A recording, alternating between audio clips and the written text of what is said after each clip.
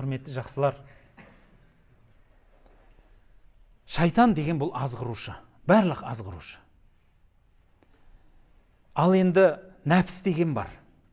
Осы екеуінің айырмасын мен түсіндіргім келеді. Құранда шайтанның азғыруын Алла Тағала Құран-ы Кәрімде өрмекшінің салған үйіне ұқсатады. Шайтанның азғыруын. Өрмекшінің үйі берік па? Сондай мықты ма? Дым емес қой. Бір сыпырғымен жоқ қыласын. Шайтанның да өрмегі сондай да, сізге тізген бір түрлі жолдарының бәрі ол дым емес. Ол әшейін азғырулар. Әңгіме сенің нәпсіңде жатыр ғой. Сен егер нәпсіңді тыюды үйренсең, шайтанның азғыру саған проблема болмайды.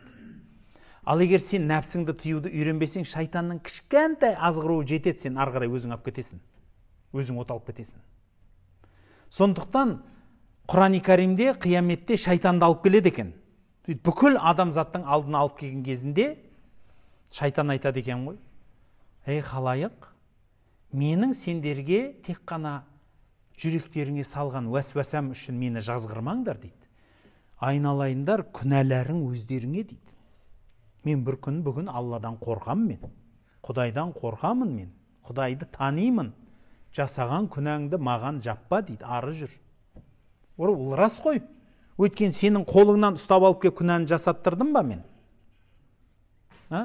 Саған күнәні мен қолыңнан ұстап алып кеп, желкеңнен тартып алып кеп, сүйреп алып кеп жасатқан жоқпын. Кім жасады оны? Кімнің қолы, кімнің аяғы жасады? Кім ойланып алып кеп соны ниет қылып жасады? Сен, басқа ешкім емес.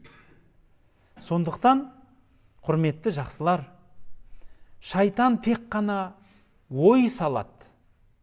Ойға түрткі болады. Әлі ойланбайды. Ойға түрткі әшейін. Ал оны арғарай ойлап тастау, оны жоспар қойып, оны күнәні жасап қою, ол сіздікі оның бәрі.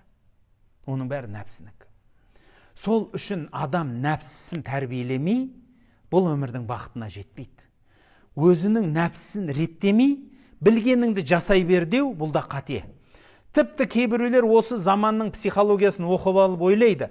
Ойыңа не келсе өзіңе рұқсат бер, жасай бер дейді. Оның да шекарасы бар. Егер сол жасайтын амал сені Алланың шекарасынан шығаратын болса, ойыңа келгенде жасама. Ол саған жақсылық алып келмейді. Ал психология, заманауи психологияда оны да айтады. Оны қалай деп айтады? Экологично болсын дейді ол нәрсең. Ол сондай бір терминмен келеді. Қарапайым айтқанда біздің шариғатымызда ла дарара уә ла дирара. Біреуге де, өзгеге де, өзіңе де зияндық жасама дейді. Яғни бір іс жасайсың ба, ол біреуге зиян болмау керек, өзіңе де зиян болмау керек. Мысал айтайын, ана бір не сияқты ғой, пайғамбарымыздың хадис сияқты Сахи Бұхарида келеді әдемі. Кемеде екі тайпа адам кетіп бара жатыр дейді да. Біреу астыңғы этажында, біреу үстіңгі этажында да кемеде. Анау астындағылар су ішу үшін жоғары шығып ішеді екен да. Жоғарыда бөшке бар ғой суда. Астындағылар жоғарыда су ішеді екен да. Бір күні біреу айтып ерінеді дейді.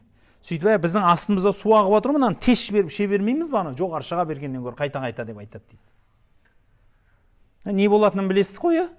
Ол өзінің пайдасын ойлап атқан шығар, бірақ ол тесілгеннен кейін бәрі құриды ғой жерде. Оны ойлап атқан жоқ қой. Дәл сол сияқты өзгеге де өзіңе де зиян қылма деген мағына сол. Яғни бір іс істесең, біреуге зияның тимеу керек. Тіпті өзіңе де зияның тимеу керек. Сондықтан адам нәпсісін тыюды дұрыс үйренгені жақсы.